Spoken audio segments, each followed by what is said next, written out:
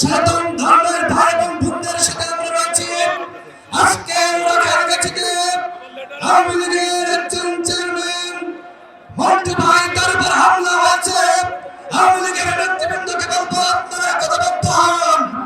সনাতন ধর্মের ভাই বন্ধুরা আপনারা একতাবদ্ধ হয়ে আগামী 12 ফেব্রুয়ারি ধানের শেষ প্রতীকে ভোট দেন। এখন মিছিল শুরু হবে, সবাই মিছিলে অংশ নেবেন সেই আহ্বান জানিয়ে আজকের এই সমাবেশ এখানে সমাপ্তি ঘোষণা করছি।